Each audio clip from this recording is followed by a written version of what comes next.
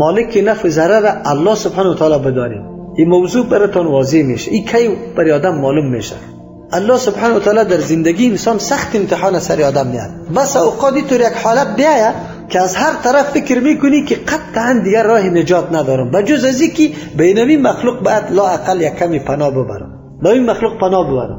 اینجا تو مورد امتحان قرار میگیری که تعلق چقدر است با او. اگر پخته بودی بگی الله سبحانه و تعالی مهربان است، با سعی میکنی که الله سبحانه و تعالی از این طور یک راه براتون برابر کنه که هیچ پرسان نکنی. ما قصه را براتون کردیم در زمان طالبا، وقتی که از مدرسه مرا کشیدن، برادر جدا شد، عامل حزن بودی، ماما وفات کرد، خسربرا وفات کرد، همشیرین وفات کرد. در یک وقت در تقریبا در ظرف یک ماه و 2 ماه در بین یک موتر شریکی داشته بود، برادرم گرفت انداخت، دو توته شد. خب 1 روپیه نبود، از کسی قرض کنم. خو این جمع والا با کی استاد چه خوب نمیشه. تا قندار رفتم، یکی از جمله دوستا بود، من برو یک کنایی واره گپ بزنم اگر قرض برم بده. او جمع کی رفتم، قدرتی الله سبحانه و تعالی قلبم توانایی نکرد که لا عقلم کنایی رم بگی. پس بدر آمد، بسیار ناامید بودم. لیکن گفتم یا الله تو دیگه، ما خب عقیده به تو داره همه چیز. همون روزا نشسته بودم که خب یک روز یک دکتر آمد، میترسیدم که مرا میبره بندی میکنه. خب خیر تا شدم گفت مدرس کار داریم. اونجا خود رفتیم نشد. روزی دیگه باز دروازه زده شد تا شدم. من خود اینی طور کالا بودم، مولی متوکل کار داریم. من چی میکنی؟ تدریس میکنیم. خب بس ولی نه بندی کردن نمیبره.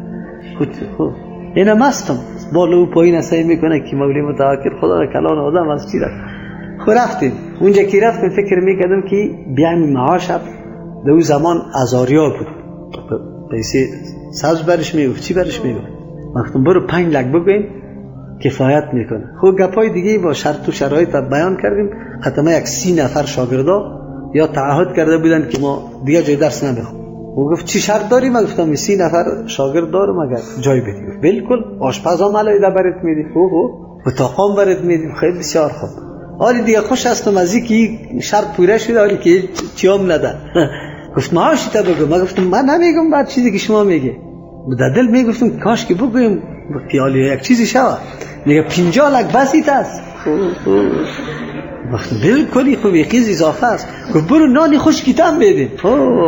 جزاک الله خیر. انسان امتحان میشه در زندگی خود. الله سبحانه و تعالی اینمی قسم تعلق قلب انسان به مخلوق قطع شود، با الله سبحانه و تعالی قوی شود، و از میبینی که الله سبحانه و تعالی راه را خلاص میکنه.